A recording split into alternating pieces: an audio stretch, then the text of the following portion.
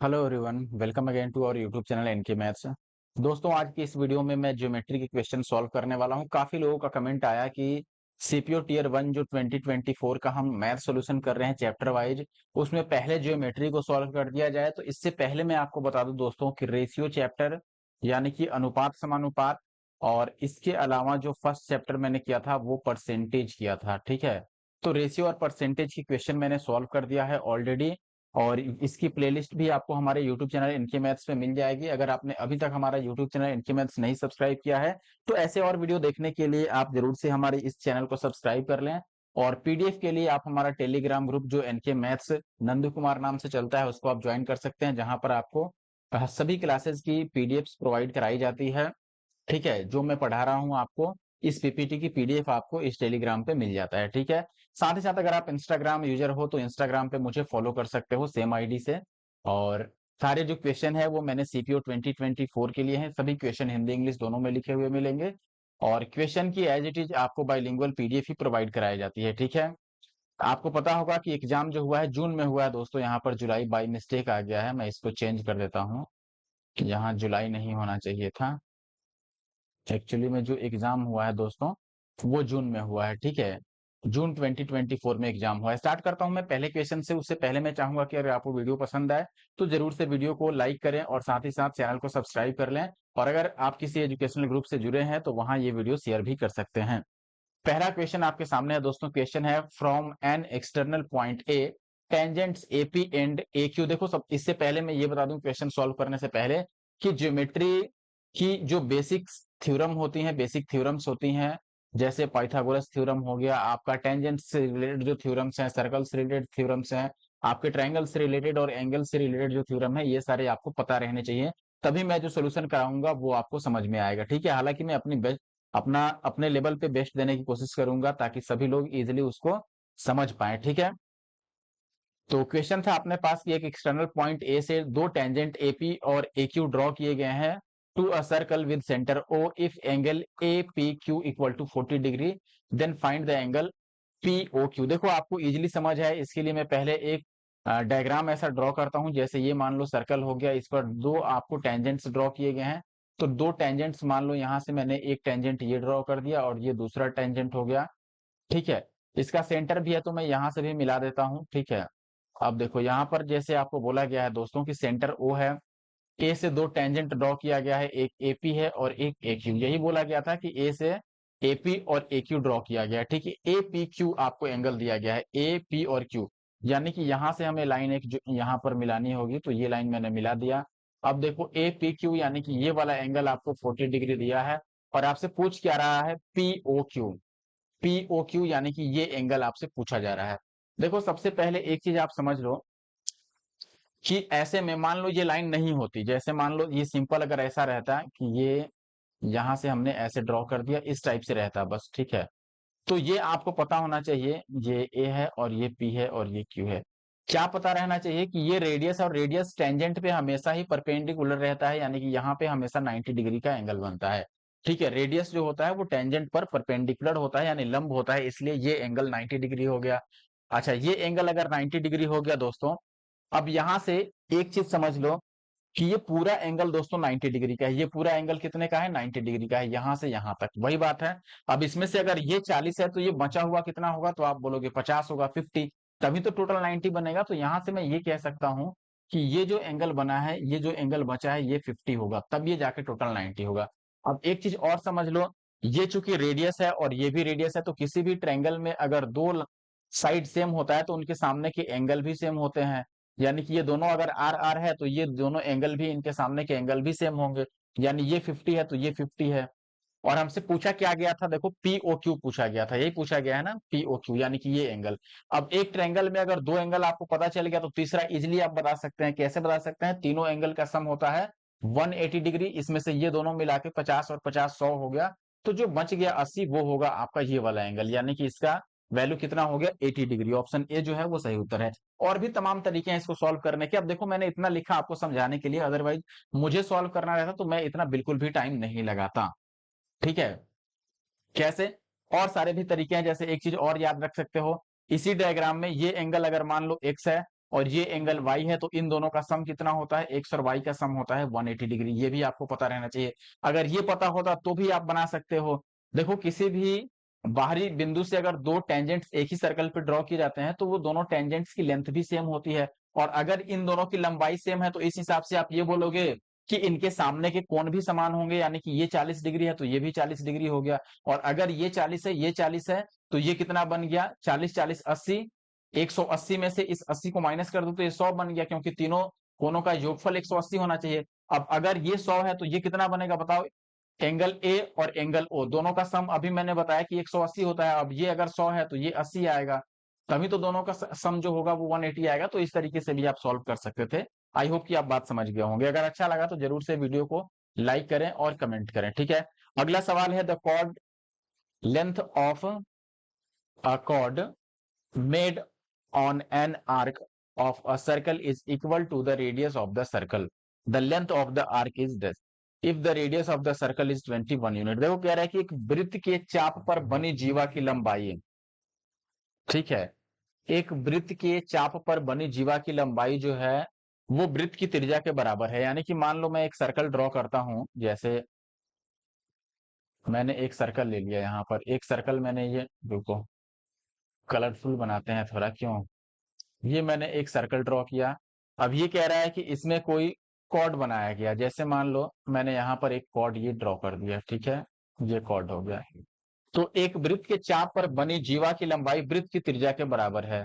यानी कि मान लो अब ये अगर कॉर्ड है, या थोड़ा और छोटा मैं बनाता हूं, यहां से मान लो मैंने बना दिया, ठीक है, और ये सेंटर है तो यहां से मैंने दोनों रेडियस ड्रॉ कर दिया। अब यहाँ पर समझिए, ये जैसे सेंटर हो गया, ये ए बी इसका कॉर्ड हो गया। अब कह रहा है कि इस कॉर्ड की जो लेंथ होगी, यानी कि इस जीवा की जो लंबाई होगी वो रेडियस के बराबर होगी। यानी कि ये अगर रेडियस है आर आर, तो ये कॉर्ड का भी वैल्यू या लेंथ कितना हो जाएगा, आर, रेडियस के बराबर हो गया।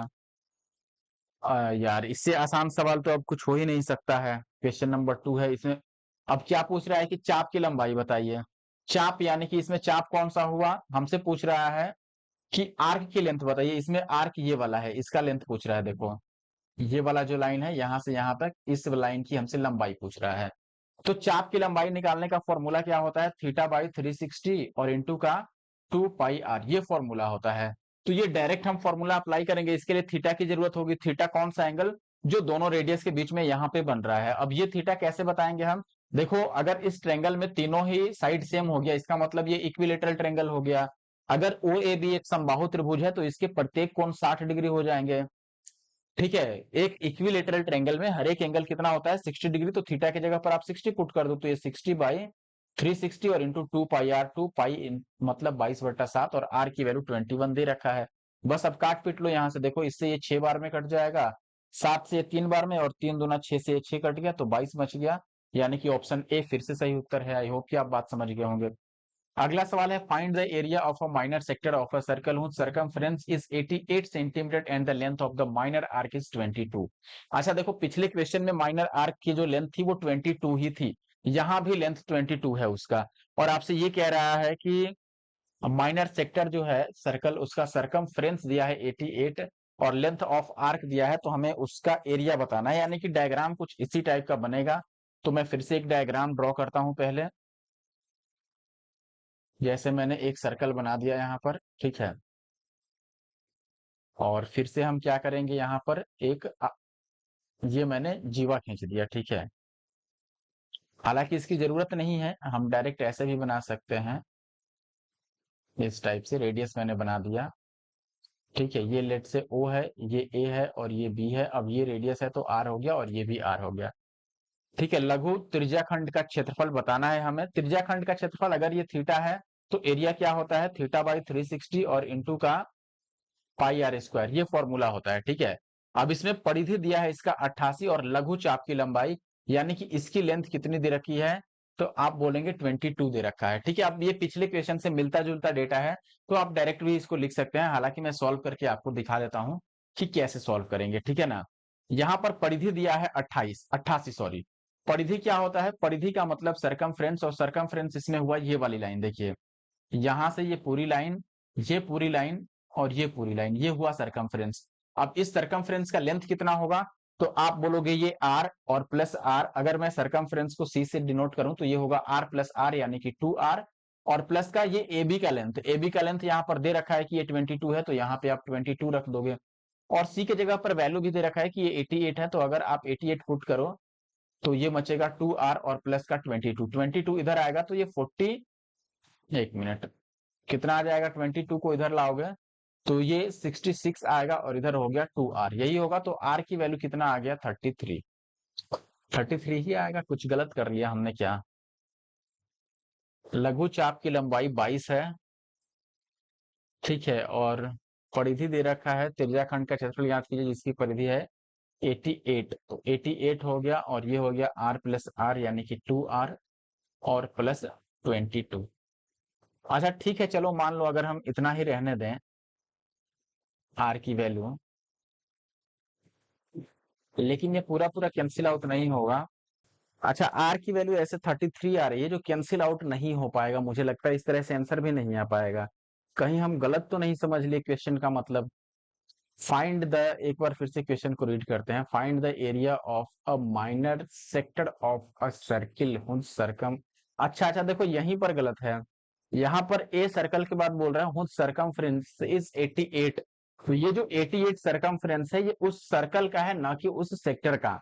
हमने जो सरकमफ्रेंस यहाँ पे यूज कर लिया वो इस सेक्टर का यूज कर लिया, लेकिन क्वेश्चन के अकॉर्डिंग वो जो सरकमफ्रेंस है यानी जो परिधि है वो इस वृत्त के लिए है, इस वृत्त की परिधि है, यानी कि ये चीज हमने फिर गलत कर दिया, हालांकि ये कॉन्सेप्ट बिल्कुल सही था। देखो अब वृत्त की परिधि क्या होती है, आप बोलोगे 2πr, ये कितना दे दिया, 2πr है 88। आप याद रखिए कि देखो 2πr की वैल्यू अगर 44 होती है तो r की वैल्यू 7 होती है, यहाँ पर 44 का डबल है तो r की वैल्यू 7 की डबल आएगी यानी कि 14, अदरवाइज आप वैल्यू पुट करके भी r की वैल्यू निकाल सकते हैं। अब r की वैल्यू जैसे ही निकाल लिया तो हम यहाँ से डायरेक्ट अब आते हैं, हमें ये फाइंड आउट करना था, ठीक है, θ/360 इंटू πr², क्योंकि यही होता है सेक्टर का एरिया। अब कैसे निकालेंगे, आप बोलोगे थीटा तो गिवन नहीं है, हम तो बस r की वैल्यू निकाल पाए हैं, तो देखो एक चीज हमें और गिवन है, वो है चाप की लंबाई, चाप की लंबाई जिसका फॉर्मूला होता है θ/360 और इंटू का 2πr, यही फॉर्मूला होता है, इसकी वैल्यू हमें 22 दे रखी है। तो यहीं से आप एक चीज बताओ, अगर मैं इस साइड में r/2 से मल्टीप्लाई करूं तो क्या होगा, आप बोलोगे जैसे ही r/2 से मल्टीप्लाई करेंगे तो 2 से 2 कैंसिल आउट होगा, और ये चीज बचेगा कितना, θ/360 और इंटू पाई, देखो ये पाई बच गया, और r यहाँ पर भी है यहाँ पर भी, यानी कि r², तो यही चीज बच जाएगा जो हमें निकालना है। यानी कि ओवरऑल हमने क्या किया कि जो चाप की लंबाई थी उसमें r/2 से मल्टीप्लाई किया, तो राइट साइड भी हम r/2 से मल्टीप्लाई कर देंगे चाप की लंबाई की जगह पर, तो ये 22 और r की जगह पर 14 और बटा 2, 2 सत्ते 14 और 22 सत्ते 154, यानी कि 154 अपना आंसर होगा। या फिर आप ऐसे भी बोल सकते थे कि θ/360 और इंटू 2πr, ठीक है, 2πr इसकी वैल्यू 22 है, यहां से हम क्या करते, इस 2 को गायब कर देते, 2 से इसको काट देते 11 बार में, और ये बचता θ/360 और पाई आर, और इधर बच गया 11। अब हमें बस θ/360 और पाई आर स्क्वायर निकालना था, तो इधर भी r से मल्टीप्लाई करते और इधर भी r यानी 14 से मल्टीप्लाई करते, तो ये 154 ऐसे भी आ जाता। आई होप कि आप बात समझ गए होंगे। अगले सवाल पर अब मैं आ चुका हूं, आप देखेंगे क्वेश्चन कह रहा है what is the length of the arc of a circle whose radius is 35 centimetre and whose arc subtended an angle is 72 degree at the centre of the circle. हमसे पूछ रहा था लेंथ ऑफ आर्क, आपको पता है length of arc मैंने अभी बताया था θ/360 और इंटू 2πr, तो ये थीटा दे रखा है आपको 72 डिग्री, तो 72/360 और इंटू 2πr यानी कि 2 और गुणा 22/7, और r की वैल्यू कितनी आ गई, 72। अब काट लो, r की वैल्यू 72 नहीं थी, 35 थी, ठीक है, तो यहां पर हमने रख दिया 35। अब अगर आप काटते हो तो ये 7 से 7 पचे 35 और 5 से कट जाएगा, देखो 5 सत्ते 35 और 5 दुना 10, 72 से 72 कट गया, तो 22 दुना 44, यानी कि ऑप्शन डी जो है, सी है, सॉरी सी जो है 4 का वो सही उत्तर है। क्वेश्चन नंबर 5 की बात करें, ये कह रहा है कि 2 circles with centres B and D have radii dA equal to 8 and BC equal to x respectively. AC is tangent to both circles, ठीक है, दोनों सर्कल पर टेंजेंट है AC मान लिया। अब ये कह रहा है if DB and AC intersect the point E और AE आपको 12 दे रखा है, EC 18 दे रखा है, तो आपको x की वैल्यू बतानी है। सबसे पहले हम डायग्राम ड्रॉ करते हैं, ठीक है। अब देखिए आप लोग, मैंने यहाँ पर 2 सर्कल ड्रॉ कर लिया है। एक का सेंटर B है और एक का सेंटर D है। तो मैं यहाँ पर मान लेता हूँ कि इसका सेंटर जो है वो D है और इसका सेंटर जो है वो B है, ठीक है, कोई दिक्कत नहीं है। अब क्वेश्चन में क्या कह रहा है, आगे कह रहा है कि DA 8 है, DA जो कि रेडियस है। तो DA मान लो मैं ऐसे या ऐसे ऊपर की तरफ ड्रॉ करता हूँ, यहाँ से यहाँ तक मान लेते हैं कि DA रेडियस है और ये आपको 8 दे रखा है, ये A है, ठीक है। और ऐसे ही BC दूसरे का रेडियस है। अब देखो, इसको आप नीचे की तरफ भी बना सकते हो, ऊपर की तरफ भी बना सकते हो, लेकिन चूंकि यहाँ पर प्रतिच्छेद लिखा है यानी कि इंटरसेक्ट करना है, तो मैं नीचे बनाता हूँ, यहाँ पर C को यहाँ मान लेता हूँ, ठीक है। और ये BC हो गया, जिसका लेंथ कितना है, लेंथ है x, ठीक है, दूसरा रेडियस x है। अब ये कह रहा है कि AC, क्या कह रहा है कि AC जो है वो दोनों की स्पर्श रेखा है। तो AC इस तरह से होना चाहिए था कि दोनों की स्पर्श रेखा बन जाए, यानी कि हमें इस तरीके से ड्रॉ करना चाहिए था। तो थोड़ा सा डायग्राम गलत हो रहा है यहाँ पर, मैं अभी सही कर देता हूँ। ये बनेगा अपना AC। देखो, यहाँ पर A होना चाहिए था और यहाँ पर C होना चाहिए था। इस हिसाब से मुझे ये मिटाना पड़ेगा और इधर से ये मिटाना पड़ेगा, ठीक है। तो यहाँ से मैं A को मिटा देता हूँ और इस लाइन को भी हटाना होगा मुझे, ठीक है। ये लाइन हट गया, हालांकि इसे यहाँ से उठा के बस 1 मिनट रुक जाओ, तो इसको मैं डिलीट ही कर देता हूँ, ठीक है ना। देखो, B से यहाँ पर आना चाहिए था और A से यहाँ पर आना चाहिए था। इंटरसेक्ट करना है तो मैं इसे मिला ही देता हूँ, इसकी भी जरूरत आगे पड़ ही जाएगी। देखो, जैसे ये AC हो गया, जो दोनों ही सर्कल का क्या हो गया, टेंजेंट हो गया। और आपको AD 8 दे रखा था, BC कितना दे रखा था, x। आगे क्या कह रहा था कि AC दोनों की स्पर्श रेखा हो गया, AC इसका भी AC स्पर्श रेखा है, इसका भी स्पर्श रेखा बन गया। DB और AC E पर प्रतिच्छेद करते हैं। देखो, AC और DB कहां पर इंटरसेक्ट करते हैं, E पर। आगे क्या कह रहा है कि AE 12 है, AE जो है ये है 12, तो यहाँ पर इसको मैंने बोल दिया कि ये 12 हो गया, ठीक है। वैसे ही इसी आपको 18 दे रखा है, तो ये 18 हो गया। और x की वैल्यू, यानी कि इस x की वैल्यू पूछ रहा है। अच्छा देखो, ये दो जो ट्रायंगल बन रहे हैं यहाँ पर, ये वाला ट्रायंगल और ये वाला, ये ट्रायंगल देख के आप समझ पा रहे होंगे कि ये सिमिलर हैं। कैसे सिमिलर हैं, देखो, सबसे पहले तो इसका ये वाला एंगल और ये वाला एंगल दोनों सेम होगा। कैसे सेम होगा, आपने शीर्षाभिमुख कोण पढ़ा होगा, यानी कि वर्टिकली अपोजिट एंगल्स, ठीक है। तो ये वर्टिकली अपोजिट एंगल है, शीर्षाभिमुख कोण, सम्मुख कोण, तो इसलिए ये दोनों एंगल बराबर होंगे। ये थीटा होगा तो ये भी थीटा होगा। और दूसरा, यहाँ पे आपको पता होगा कि टेंजेंट और रेडियस 90 डिग्री कोण बनाता है, तो ये 90 डिग्री हो गया और यहाँ भी 90 डिग्री हो गया। अब अगर दो त्रिभुज के दो कोण बराबर है, तो तीसरा कोण तो ऑटोमेटिक बराबर होगा, यानी कि ये एंगल अगर फाई है, या मान लो इस एंगल को मैं बीटा बोलता हूं, तो ये एंगल भी बीटा होगा, ठीक है। ये एंगल भी सेम होगा। अब तीनों एंगल सेम है, तो ये ए से क्या हो गया, सिमिलर हो गया, और सिमिलर हो गया तो साइड इसके क्या होंगे, समानुपाती होंगे। तो हमें चूंकि x निकालना है, तो हम x से ही शुरू करते हैं। मैंने ले लिया x। x किसके सामने है, इस थीटा के सामने है। इस वाले में थीटा के सामने क्या है, 8, तो मैंने x बटा 8 रख दिया। दूसरी तरफ देखो, ये वाला वैल्यू पता है, हम यहाँ इस त्रिभुज से शुरू किए हैं तो इसी में करेंगे। सेंटर के सामने क्या है, यहाँ पर 18, और इसमें सेंटर के सामने क्या है, सेंटर बीटा है, इसके सामने 12 है, तो 12। अब ये 2 चौके 8, ये 3 चौके 12 और 3 छक्के 18, तो x की वैल्यू 6 दूना 12 आ गई। तो बस समझाने के लिए मैंने इतना तामझाम किया, वरना और जल्दी ये सॉल्व हो सकता था। क्वेश्चन नंबर 6 की बात करें, ये कह रहा है कि टू सर्कल्स, देखो अभी सर्कल के ही क्वेश्चन ज्यादातर आ रहे हैं। दोनों के रेडियस आपको दिया गया है, ये एक दूसरे को एक्सटर्नली टच करते हैं। आपसे लेंथ ऑफ कॉमन टेंजेंट पूछ रहा है। देखो, एक्सटर्नली टच करने का मतलब क्या हुआ यहाँ पर, कि ये एक सर्कल है मान लो, और एक सर्कल दूसरा यहाँ पर है, बाहर से टच करता है इस तरह से, ठीक है। और यहाँ पर बोल रहा है उभयनिष्ठ स्पर्श रेखा, यानी कि कॉमन टेंजेंट जो इनका बनेगा।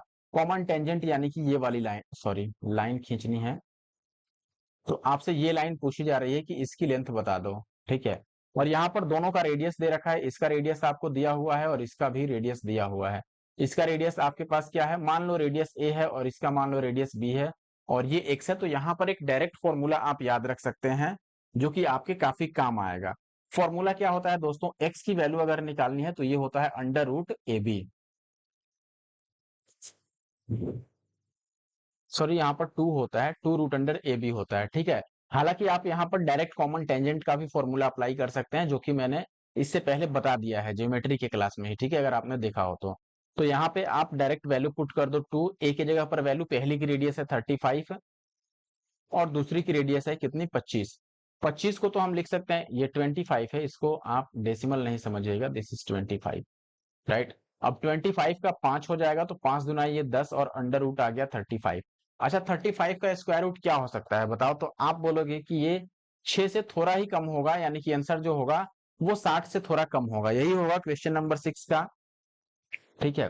लेकिन अब देखो 60 से कम ये वैल्यू भी है, ये वैल्यू भी है और ये वैल्यू भी है, तो हम एक काम करते हैं, यहाँ पर थोड़ा सा दिमाग लगाते हैं। अगर आपको दिमाग नहीं लगाना है तो आप नियरेस्ट वैल्यू ले सकते हैं 60 का, जैसे 60 का नियरेस्ट इसमें क्या है, ये वाला है, तो इसको आंसर मार्क कर दीजिएगा, टाइम काफी कम है तो। नहीं तो आप यहाँ पर इसका स्क्वायर रूट निकाल सकते हैं, मैं आपको एक ट्रिक समझाता हूँ कैसे। कैसे निकालिएगा, तरीका सीखिए। जैसे 35 का हमें स्क्वायर रूट लेना है, तो हमें इसका नियरेस्ट नंबर ढूंढना होगा जो परफेक्ट स्क्वायर हो, जिसका स्क्वायर हम इजिली निकाल सकते हैं। तो आप बोलोगे कि वो 36 है, लेकिन 36 में से एक कम करना होगा तब 35 आएगा। तो तरीका क्या है देखो, 36 का स्क्वायर रूट ले लो, यानी कि इसका स्क्वायर रूट ले लो 6 होगा, और माइनस ये 1 बाई इस 6 का डबल, यानी कि 6 दुना 12, बस ये आपका आंसर आएगा। तो ये कितना हो गया, 6 माइनस 1/12 कितना होगा, 0.10 जाएगा, फिर एक और जीरो जाएगा, और फिर 12 अट्ठे 96 लगभग 8 आएगा।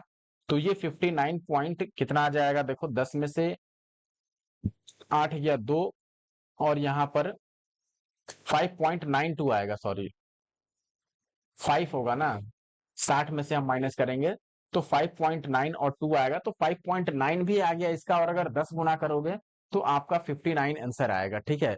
जैसे मान लो अगर आपको 27 का वर्गमूल निकालना होता है स्क्वायर रूट, तो आप क्या करते, इसको लिख देते कि ये 25 और प्लस 2 हो सकता है, फिर आप बोलते 25 का स्क्वायर रूट 5 हो गया, और प्लस 2 बटा इस 5 का डबल यहाँ पर, यानी कि 5 दुना 10, तो ये 5 और प्लस 2 बटा 10 यानी 0.2, तो ये 5.2 स्क्वायर रूट होता है। इस तरीके से आप स्क्वायर रूट निकाल सकते हैं, ठीक है। अगला क्वेश्चन है, 60 डिग्री केंद्रीय कोण वाले 20 सेंटीमीटर त्रिज्या के त्रिज्याखंड का क्षेत्रफल ज्ञात कीजिए। त्रिज्याखंड का क्षेत्रफल अभी मैंने बताया था कि थीटा बाई 360 और इंटू का पाई आर स्क्वायर होता है। तो थीटा यहाँ पर 60 दे रखा है बाई 360, और पाई हो गया 22/7, और आर का मान हो गया 21, और फिर एक बार 21 आएगा। अब ये देखो 60 से 3 टाइम्स में, और इससे ये कट जाएगा 6 टाइम्स में, और 6 से ये 2 टाइम्स में, और 2 से ये 11 टाइम्स में। इसको मल्टीप्लाई करोगे तो लास्ट डिजिट 1 आएगा, जो कि ऑप्शन सी में है, ठीक है। तो 7 का सी। 8 की बात करें, 7 सेंटीमीटर त्रिज्या वाले एक वृत्त में जीवा पीक्यू की लंबाई कितनी होगी। व्यास ए बी है, और गैर व्यासी जीवा, यानी कि जो व्यास नहीं है लेकिन कॉर्ड है पीक्यू, वो सी पर परपेंडिकुलर, पॉइंट सी पर परपेंडिकुलर रूप से उसको क्या करती है, प्रतिच्छेद करती है। एसी और बीसी का रेशियो दिया हुआ है। तो पहले मैं डायग्राम ड्रॉ करता हूं, फिर आपको समझ। अब जैसे मैंने एक सर्कल ड्रॉ किया, अब इसमें क्या कह रहा है आपको कि देखो ए बी इसका व्यास है, यानी कि डायमीटर है, तो ये ए बी हो गया, और पीक्यू जो है वो एक इसका कॉर्ड है, जो कि सी पर परपेंडिकुलरली इसको क्या करती है, इंटरसेक्ट करती है पॉइंट सी पर, ठीक है। किसको, व्यास को, यानी कि डायमीटर को। तो यहां से मैं मान लो ड्रॉ कर देता हूं पीक्यू। अब यहां पर ध्यान दीजिए, ये हो गया आपका ए बी, ये हो गया ए बी, और ये हो गया पी क्यू, और मान लो इसका सेंटर क्या है, ओ है, और ये पॉइंट क्या है, आप बोलोगे सी है, ये पॉइंट सी हो गया। अब ये कह रहा है एसी और बीसी का रेशियो दे रखा है आपको, एसी, ए से सी कितना दे रखा है 4, और बी से सी कितना दे रखा है 3। इसका मतलब मुझे बी इधर रखना चाहिए और सी इधर रखना चाहिए, ठीक है।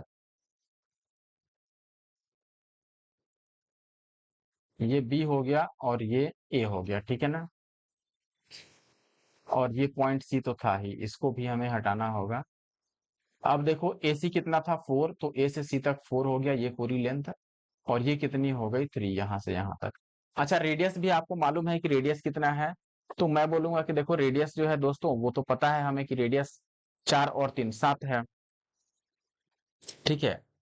रेडियस कितनी है 7 है। 1 मिनट यार, इसका मतलब तो ये फिर से डायग्राम गलत हो रहा है, क्योंकि रेडियस ही अगर 7 है तो ये लेंथ तो रेडियस से बड़ा हो गया, तो हमें इसको और करीब फिर देना चाहिए था, करीब क्या, 7 सेंटीमीटर त्रिज्या वाले एक वृत्त में PQ जीवा की लंबाई कितनी होगी, जहां व्यास AB है और गैर व्यासी जीवा PQ बिंदु C पर लंबवत है। AC और BC का अनुपात दिया हुआ है, AC और BC 4:3 और हमें PQ की लेंथ बतानी है। सब ठीक है, लेकिन इसमें कुछ सेट नहीं कर रहा है। जैसे 7 सेंटीमीटर इसका रेडियस ही है, ठीक है। अब यहीं से मैं बोलूं कि ये लेंथ ही अगर 7 है तो यहां से यहां तक 4 कैसे होगा, वो तो 7 से बड़ा होना चाहिए था। हालांकि कोई बात नहीं है, देखो ये हमारी भूल है। क्यों भूल है मैं अभी बता देता हूँ। ये हम गलत सोच रहे हैं, क्योंकि ये जो है 3 और 4 ये तो रेशियो में है ना, ये एक्चुअल वैल्यू नहीं है। जबकि 7 जो है रेडियस वाली वैल्यू वो एक्चुअल वैल्यू है। तो इसलिए हमें ये सोच समझ कर काम करना होगा। जैसे अब यहाँ पर अगर आप निकालना भी चाहो तो निकाल सकते हो। एक चीज समझना, मान लो मैं इसको बोलूं, एक बार मैं ये हटाता हूँ। ये लेट से कि ये 3x है और ये 4x है, ठीक है। अब बताओ 4 और 3 ये टोटल कितना हो गया, 7x। ये मैं डायमीटर लिख रहा हूँ, ठीक है। डायमीटर टोटल कितना हो गया, 7x। लेकिन क्वेश्चन के हिसाब से डायमीटर कितना होगा, 14, क्योंकि रेडियस 7 है। तो यहाँ से x की वैल्यू कितनी हो गई, 2। अगर x की वैल्यू 2 हो गई, यानी कि इसकी एक्चुअल वैल्यू कितनी होती, 8, और इसकी एक्चुअल वैल्यू 6 होती, ठीक है। अब ये एक्चुअल वैल्यू निकल चुका है और हमें क्या बताना है, पी क्यू की वैल्यू बतानी है। अच्छा, क्या हम ये वैल्यू निकाल सकते हैं सीओ? अगर मैं पूछूं आपसे कि क्या सीओ निकाल सकते हैं, तो आप बोलेंगे कि बिल्कुल निकाल सकते हैं। अब देखो मैं थोड़ा सा मिटा के इसको क्लियर करता हूं और फिर लिखता हूं। इसको भी मैं मिटाता हूं।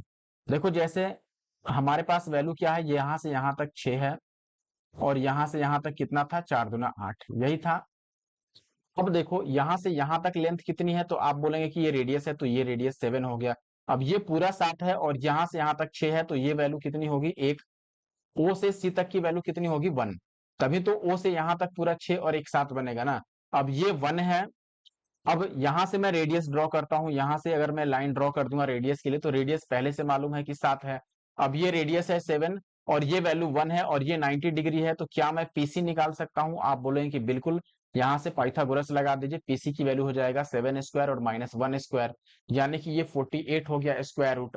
और हमें चूंकि पी क्यू बताना है तो ये पीसी का डबल होगा। तो पीसी को अगर 2 से मल्टीप्लाई कर दोगे तो ये क्या आ जाएगा, पी क्यू आ जाएगा आपका। तो पी क्यू की वैल्यू आ गई। तो हम 48 को क्या लिख सकते हैं, 12 चौके 48 है, ठीक है। तो 12 चौके 48 यानी कि 2√12 लिख सकते हैं इसको। या उसको और भी चेंज कर सकते हैं हम, 24 दूना 48 है, उसको बाद में लिखेंगे। इसका 2 टाइम्स यानी कि 2 48 को अगर आप चाहो लिखना, तो ये 4 चौके 16 तिया 48 ऐसे लिखा जाएगा। अब इस 4 4 में से एक 4 बाहर आएगा, तो 4 दूना 8 और √3 यानी कि 8√3। तो ऑप्शन सी जो है यहाँ पर वो सही है। क्वेश्चन नंबर 8 का जो राइट आंसर हुआ वो सी हुआ। आई होप कि आप बात समझ गए होंगे। क्वेश्चन नंबर 9 में कह रहा है 14 सेंटीमीटर त्रिज्या वाले एक वृत्त के त्रिज्या खंड का क्षेत्रफल दिया है, केंद्रीय कोण की वैल्यू बतानी है। फॉर्मूला है θ/360 और इंटू का पाई आर स्क्वायर, और इसकी वैल्यू 14 दे रखी है, ठीक है। आर की सॉरी इसकी वैल्यू 231 दे रखी है और आर की वैल्यू यहाँ पर 14 दे रखा है। तो हमसे वैल्यू किसका पूछा गया है दोस्तों, थीटा की वैल्यू पूछा गया है। अब ये क्वेश्चन होमवर्क हुआ, इसके आंसर आपको कमेंट बॉक्स में कमेंट करना है सॉल्व करके। मैंने सॉल्व कर ही दिया है, बस आपको आर की वैल्यू फाइंड सॉरी थीटा की वैल्यू फाइंड आउट करनी है। 5 सेंटीमीटर त्रिज्या वाले 3 वृत्त एक दूसरे को स्पर्श करते हैं, उनके बीच का क्षेत्रफल बताना है, उनके बीच जो आंतरिक क्षेत्रफल है। देखो अब मैं पहले डायग्राम ड्रॉ कर, देखो इस टाइप से बोल रहा है कि इस टाइप से 3 ट्रायंगल है, इनके बीच का जो एरिया है यानी कि ये वाला एरिया, ये हमसे पूछ रहा है कि ये कितना होगा। कैसे निकालेंगे, देखो इसके लिए पहले मैं 3 लाइंस ड्रॉ करूंगा, ध्यान से समझिएगा। जैसे यहां पर मैंने एक लाइन ड्रॉ किया, हालांकि मैं तीनों के सेंटर को मिलाना चाहता हूं, तीनों सर्कल के जो सेंटर हैं, तो मैं इसके सेंटर को ऐसे मिला दूंगा और फिर ऐसे ही यहां से यहां पर मिला दिया मैंने, ठीक है। अब एक चीज समझना आप, जैसे ये पॉइंट लेट से ए है, ये बी है और ये सी है। अब आप बोलेंगे कि ये जो ए से यहां तक की लाइन है ये रेडियस है, और तीनों चूंकि आइडेंटिकल सर्कल हैं, तो इसमें जो रेडियस बनेगा वही यानी कि ये रेडियस अगर 5 है तो ये भी 5 है। वैसे ही यहां से यहां तक रेडियस है 5 और यहां से यहां तक 5 है। अब इस हिसाब से ये टोटल बीसी बनेगा कितना, तो आप बोलोगे 10 बन जाएगा, ठीक है। ये भी 5 और 5 होगा।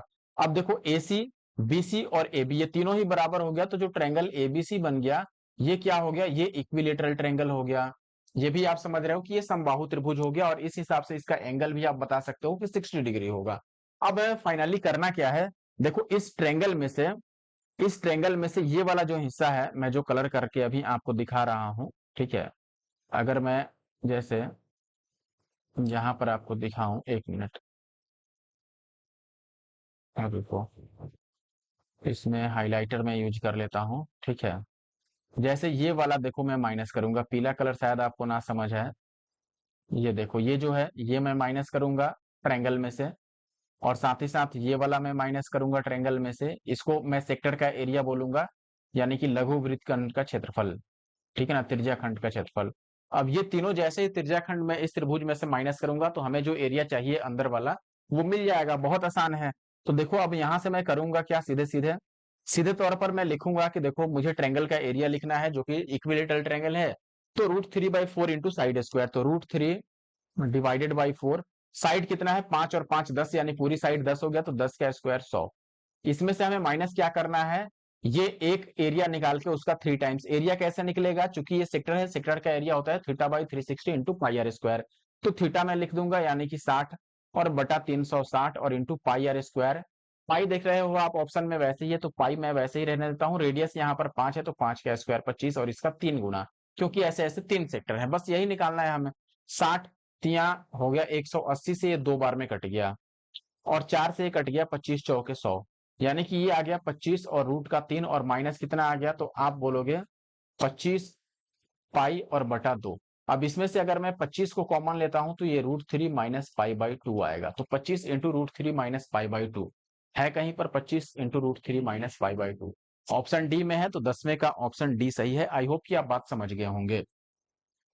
अगले सवाल पर आते हैं। ये कह रहा है कि the distance between the centres of two circles with radii 3 and 2 respectively is 13, length of transverse common tangent। Direct आप फॉर्मूला याद रख सकते हो, मैं डायग्राम यहां नहीं बना रहा हूं, हालांकि बना ही देता हूं, अगर आपने मेरी पुरानी वीडियो देखी होगी।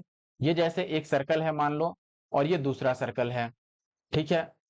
अब देखो दोनों ही सर्कल में अगर मैं इस तरीके से ऐसा मैं कॉमन टेंजेंट ड्रॉ करूं तो इसको मैं डायरेक्ट कॉमन टेंजेंट बोलूंगा, और अगर ऐसे ड्रॉ करूं तो इसको मैं ट्रांसवर्स कॉमन टेंजेंट बोलूंगा। ये है डीसीटी यानी डायरेक्ट कॉमन टेंजेंट, और ये टीसीटी यानी कि ट्रांसवर्स कॉमन टेंजेंट। हमें ट्रांसवर्स कॉमन टेंजेंट बताना है। फॉर्मूला मैंने कई बार शेयर किया है, कई बार वीडियोस में बताया भी है कि ट्रांसवर्स कॉमन टेंजेंट जो होता है ये होता है स्क्वायर रूट ऑफ, देखो फॉर्मूला जरूर याद रखा कीजिए, नहीं तो जब ऐसे क्वेश्चन आपको एग्जाम में मिलते हैं तो फिर आप फॉर्मूला को वहां डिराइव करना शुरू करोगे तो टाइम ज्यादा लग जाएगा, ठीक है। क्या करेंगे, जो ट्रांसवर्स कॉमन टेंजेंट है फॉर्मूला होता है डी स्क्वायर और माइनस आर प्लस आर का स्क्वायर, जहां पर कैपिटल आर जो है इसमें बड़े वृत्त की त्रिज्या है, और स्मॉल आर स्मॉलर सर्कल की रेडियस है, ठीक है। और अगर ऐसे ही डीसीटी आपसे पूछा जाता है डायरेक्ट कॉमन टेंजेंट, तो बस यहाँ पर माइनस हो जाता है, यानी डी स्क्वायर माइनस आर का स्क्वायर, ठीक है। हमें ये बताना है, तो डी की वैल्यू यहाँ पर है 13, यहाँ पर डिस्टेंस बिटवीन द सेंटर्स, और माइनस आर प्लस आर यानी 3 और 2 5 का स्क्वायर। अब ये ट्रिपलेट आ गया, 5 12 13 का ट्रिपलेट आपको याद होगा, तो 12 आएगा, option B is the answer. I hope कि आपको बातें समझ आ रही होंगी। अगर क्लियर है सभी चीजें तो वीडियो को लाइक जरूर करें, ठीक है। और वीडियो को लाइक करने के बाद चैनल को सब्सक्राइब भी कर लें अगर नए हैं तो, और साथ ही साथ वीडियो को शेयर भी करें। कमेंट जरूर करें, कमेंट करना बिल्कुल नहीं भूलना है आपको। अगला सवाल है, the secant C D intersects the circle at E and C F, E and F या सी एफ, अच्छा ठीक है, ई पर प्रतिच्छेद करती है, and C F is the tangent to the circle at F. कहने का मतलब ऐसा हुआ, देखो मैं ड्रॉ करता हूं पहले सर्कल। जैसे आप देखिएगा मैंने डायग्राम ड्रॉ कर लिया है, यहाँ पर बस सर्कल ड्रॉ किया है ताकि बाकी चीजें आपको बता पाऊं। इसमें सी डी जो है वो सेकेंड है, सेकेंड जो बाहर से लाइन आती है और इसको क्रॉस कर दे, तो मैं यहाँ पर पहले एक सेकेंड ड्रॉ कर देता हूँ, ठीक है। यानी कि एक लाइन मान लो ये हो गया आपका वो सेकेंड, जिसका वैल्यू सी डी है, और ये ई पर सर्कल को टच करता है, यानी कि ये सेकेंड जो है ये सी है, रुको, ये सी है और ये डी है, और सर्कल को टच कहाँ पे करता है, तो आप बोलेंगे ई पर। अब सी एफ यहाँ पर एक टेंजेंट भी ड्रॉ किया गया है, तो सी से मैं एक टेंजेंट ड्रॉ कर देता हूं यहाँ पर, ये हो गया सी एफ। इसकी वैल्यू क्या है दोस्तों, एफ सी एफ। अब क्या कह रहा है, if the length of the secant C D is equal to 20 centimetre, यानी कि सी डी पूरी कितनी दे रखी है आपको, 20 दे रखी है। और ये कह रहा है कि and the length of C F, C F की लेंथ आपको कितनी दे रखी है, 15। तो आपसे पूछ रहा है डीई की लेंथ बता दो। डीई यानी कि ये लेंथ, मान लो अगर ये एक्स है तो इसकी वैल्यू आपसे पूछा जा रहा है। ठीक है। अच्छा, एक चीज हमेशा याद रखना है, ऐसे में फॉर्मूला क्या लगता है मैं आपको बताता हूं। अब देखो, अगर आपको एक फॉर्मूला याद हो, ऐसे केस में जो फॉर्मूला लगता है, सी एफ का स्क्वायर क्या होगा, सी एफ का square this is equal to C से ई तक लिखोगे यानी कि सीई, और इंटू सी से डी तक लिखोगे यानी कि सी डी। अब आप यहाँ पर डायरेक्ट वैल्यू पुट कर लो। देखो, सी एफ का स्क्वायर यानी कि 15 का स्क्वायर कितना हो गया, 225। सीई की वैल्यू आप क्या लिख सकते हो, 20 में से एक्स को माइनस कर दो तो ये 20 माइनस एक्स, तो इसके जगह पर आप 20 माइनस एक्स ले लो। और सी डी, सी डी क्या है, सी से डी तक तो पूरा 20 है ही, तो ये 20 हो गया। अब ये देखो, 20 से इसको काटोगे तो ये कितना आ जाएगा, तो आप बोलोगे कि 20 माइनस एक्स की वैल्यू कितनी आ जाएगी, 225 डिवाइडेड बाई 20, यानी 2 से पहले 11 दूना 22 और 0.25, तो x की वैल्यू कितनी आ गई, आप बोलोगे 20 माइनस 11.25, यानी कि ये 8.75 आएगा। 8.75 ऑप्शन बी में है, तो ऑप्शन बी सही है। क्वेश्चन नंबर 13 की बात करें, what is the area of the sector of a circle whose radius is 35 centimetre and whose arc subtended an angle. देखो, अब ये सब दे रखा है, यहाँ पर वृत्तखंड का क्षेत्रफल बताना है और ये सब दिया है, तो ऐसा मैंने अभी फॉर्मूला बताया कि ये थीटा बाई 360 और इंटू पाई आर स्क्वायर होता है। थीटा की वैल्यू यहाँ पर 72 दे रखा है और रेडियस की वैल्यू 35। आप सॉल्व करके आंसर बताना कमेंट बॉक्स में कि क्या आंसर आएगा। 14 में एक वृत्त का क्षेत्रफल दिया हुआ है, इसकी सबसे लंबी जीवा की लंबाई। देखो, जो लॉन्गेस्ट कॉर्ड होता है ना, लॉन्गेस्ट कॉर्ड, ये डायामीटर के बराबर होता है, यानी कि व्यास के बराबर होता है। सबसे बड़ी जीवा व्यास के बराबर होती है, तो व्यास का मतलब रेडियस का डबल। देखो, एरिया क्या होता है, पाई आर स्क्वायर, ये कितना दे रखा है, 256 पाई, तो पाई से पाई कट गया और आर की वैल्यू 256, 16 का स्क्वायर होता है, तो आर हो गया 16, तो डायमीटर कितना हो गया, 32। तो सबसे बड़ी जो जीवा होती है वो डायमीटर के बराबर होता है, तो ऑप्शन सी सही आंसर हो गया। ठीक है, आते हैं क्वेश्चन नंबर, एक मिनट, कितने पर थे हम, 14, 16 दूना 32 होगा ना, सॉरी, ये तो 32 आएगा, ऑप्शन बी। 15th में कह रहा है, in a circle the chords A B and C D intersect each other at point L if A L is equal to 8, L B जो है वो 6, और ये सब दिया हुआ है, सी एल पूछ रहा है।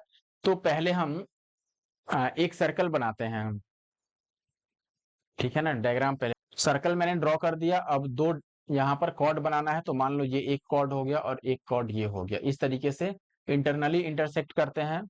क्वेश्चन में कह रहा है कि एल पर इंटरसेक्ट करते हैं, तो ये पॉइंट एल हो गया। ठीक है, ए बी और सी डी है, तो ये मान लो ए बी और ये मान लेते हैं हम लोग सी डी। ठीक है ना, ए बी और सी डी। अब इसमें क्या बोला गया है, देखो, ए एल कितना है, 8, तो ए से एल तक 8 हो गया। फिर एल बी कितना है, 6, ये 6 हो गया। ऐसे ही एल डी कितना है, 5, और सी एल पूछ रहा है। फॉर्मूला क्या लगता है, डायरेक्ट याद रख लो आप, सी से एल तक यानी कि सी एल आप लिखोगे तो ये x हो गया, और इंटू फिर एल से डी तक यानी कि 5, फिर ऐसे ही यहां से ए से एल तक यानी कि 8, और फिर एल से बी तक तो ये 6। तो ये x की वैल्यू हो गया 8 छके 48 यानी कि 96/10, तो ये 9.6 आएगा। ठीक है, option A is the answer. ठीक है ना, 15th का ए। 16th में एक समबाहु त्रिभुज की एक भुजा की लंबाई दिया है, त्रिभुज के परिवृत्त और अंतःवृत्त के बीच स्थित क्षेत्र का क्षेत्रफल बताना है। तो पहले मैं एक समबाहु त्रिभुज बना लेता हूं, मान लो जैसे कि ये हो गया समबाहु त्रिभुज। ठीक है, अब इसमें कह रहा है, एक मिनट रुको यार, इसको डिलीट करो, इस टाइप का मैंने बनाया। अब इसमें कह रहा है कि एक इसका परिवृत्त होगा, यानी कि इसके बाहर बाहर एक सर्कल होगा, तो ये कुछ इस टाइप से बनेगा। ठीक है, एक तो हो गया सर्कल बाहर, और एक सर्कल होगा इसके अंदर। ठीक है, यानी कि इस टाइप से।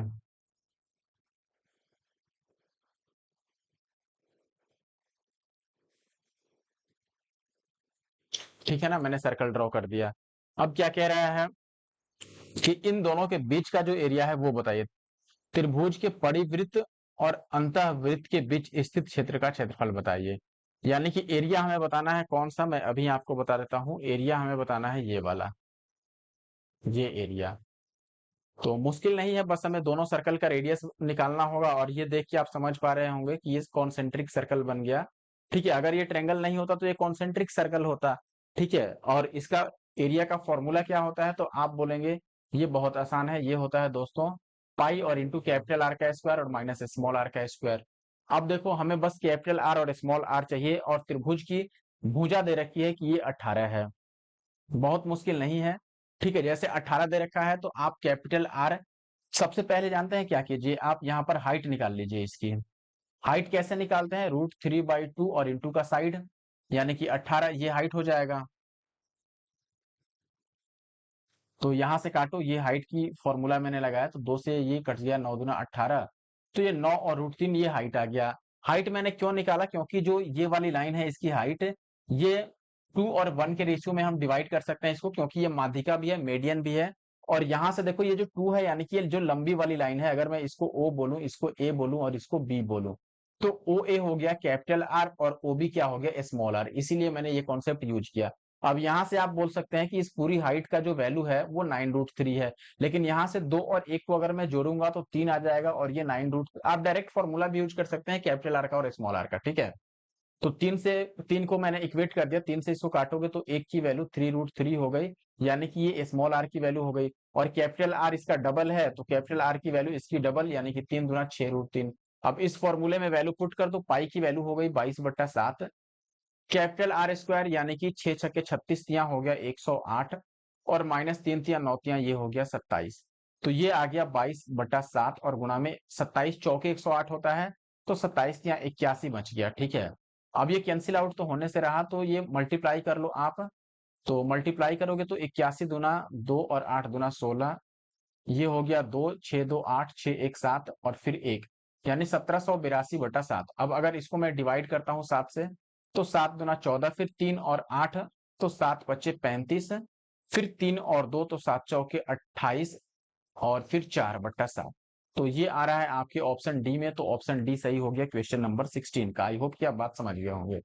क्वेश्चन नंबर 17 ये कह रहा है कि एक्स वाई जेड और एल एम एन दो समरूप त्रिभुज है, पहले ही सिमिलर दे दिया यहाँ पर। ठीक है, यदि पहले का क्षेत्रफल 16 है, दूसरे का क्षेत्रफल 25 है, वाई जेड दिया है, तो इसकी वैल्यू बतानी है। देखो सबसे पहले ये ध्यान रख लो कि अगर दो सर्कल का आपको एरिया का रेशियो मालूम है, जैसे ये ए और बी है, तो साइड का रेशियो क्या होगा, साइड या कोई भी लेंथ हो अगर, तो लेंथ का रेशियो क्या होगा, √ए और √बी।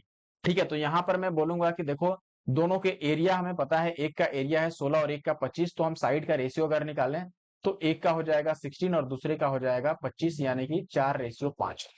अब एक में आपको यहाँ पर वैल्यू लेंथ की दे रखी है जो कि 2.4 है, तो मैं इक्वेट करूंगा 4 की वैल्यू अगर 2.4 हो गया तो 1 यूनिट की वैल्यू 4 छक्के 24 0.6, और हमें 5 की वैल्यू बतानी है 6 पच्चे 30 यानी कि 3। तो आई होप कि आप बात समझ गए होंगे। क्वेश्चन नंबर बी जो है, सॉरी ऑप्शन नंबर बी सही है। 18th की बात करें, त्रिभुज डीईएफ एक समबाहु त्रिभुज है जिसकी भुजा की लंबाई 12 है, जी जो है वो डीई का मध्य बिंदु है। ठीक है, तो पहले अब मैं एक समबाहु त्रिभुज बना लेता हूं। मान लो ये एक समबाहु त्रिभुज हो गया। ठीक है, डीईएफ, तो मैंने नाम भी रख लिया, ये डी है, ये ई है और ये क्या है, एफ है। अब भुजा की लंबाई भी है 12 12 12, यानी कि 12। अब ये कह रहा है कि देखो जी जो है वो डीई का मिड पॉइंट है, डीई का मिड पॉइंट यहां पर आ गया जी, ये हो गया जी। अब कह रहा है एफ जी की लेंथ बता दो, एफ जी, यानी कि यहां से अगर मैं इसको मिला दूं तो इसकी लेंथ हमसे पूछी जा रही है, एफ जी की लेंथ ये वाली। ठीक है, ये लेंथ क्या होगा, तो देखो अब चूंकि जी यहाँ पर मिड पॉइंट है तो सीधी सी बात है कि ये मिड पॉइंट होने से ये क्या हो गया, इसकी माध्यिका हो गई। और चूंकि ये समबाहु त्रिभुज है तो माध्यिका ही हाइट भी होगा, ये बात तो आप समझते हो। यही लेंथ इसकी मीडियन भी है और यही हाइट भी है, तो डायरेक्ट हाइट का ही फॉर्मूला लगा दो, अभी मैंने बोला ही था 3/2 इंटू साइड होता है। तो 3/2 और साइड की लेंथ यहाँ पर 12 है, तो 2 छक्के 12 6√3, यानी कि ऑप्शन ए जो है 18 का वो सही उत्तर है। अब 19 पर आ जाता है, किसी त्रिभुज के तीनों कोनों में से सबसे छोटे कोण का 2 गुना है कौन सा कोण, एक कोण, और दूसरा कोण उसका 3 गुना है।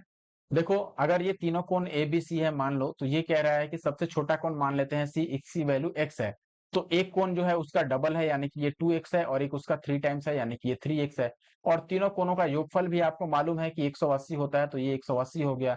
और सबसे छोटा बताना है, देखो 3 और 2 5 और 1 6x की वैल्यू अगर 180 हो गई तो x की वैल्यू कितनी हो जाएगी, 6 से काट दो, 6 तियां 18 यानी कि 30। तो सबसे छोटा x ही था और उसकी वैल्यू 30 आ गई, तो option B is the answer.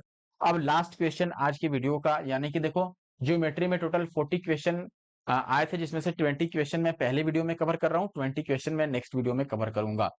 और आज मैंने कोशिश करी है कि क्वेश्चन जो थोड़े टाइम टेकिंग टाइप के हैं या थोड़े अच्छे लेवल के जो क्वेश्चन है जहां पर कॉन्सेप्ट यूज हुआ है वहां पर मैं कॉन्सेप्ट बताने की भी मैंने और समझाने की कोशिश करी है, इसलिए हो सकता है कि ये वीडियो थोड़ा लॉन्ग हो गया हो, लेकिन जरूर से पूरी वीडियो देखिए। यहाँ पर त्रिभुज की कोनों का अनुपात दिया है, उनकी भुजाओं का अनुपात पूछ रहा है। जैसे मान लो मैं ये बोल दूं कि ये एक त्रिभुज है ए बी सी, और इसका कोण मान लो 1 है, इसका कोण 2 है और इसका कोण 3 है, तो इनकी भुजाओं की वैल्यू क्या होगी।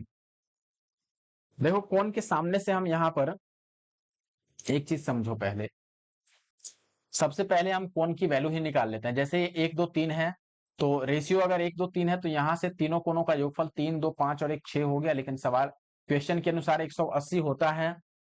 एक ट्रायंगल के तीनों कोणों का योगफल 180 होता है, यहाँ पर 6 आ गया।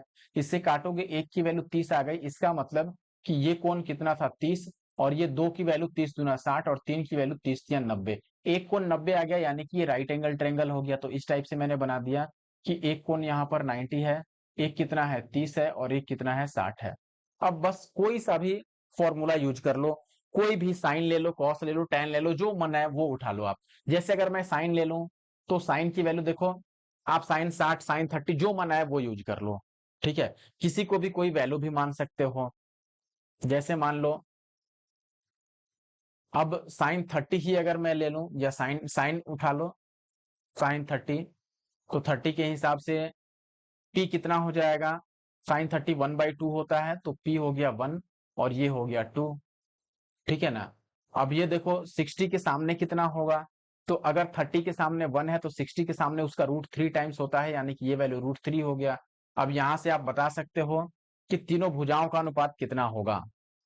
ये देखो पहली भुजा ये हुई 1, दूसरी भुजा 2 के सामने वाला यानी कि 2 60 था तो 60 के सामने वाला √3, और तीसरा भुजा 90 है, यहाँ पर 90 सी हमने लिया था, इसके सामने वाला थर्ड साइड यानी कि 90 के सामने 2 है तो 2, तो 1 √3 और 2, इस हिसाब से ऑप्शन सी सही होगा। जरूरी नहीं है कि साइन 30 लो, आप कोई सा भी ले लो वैल्यू, आपका आंसर यही आएगा, ठीक है ना।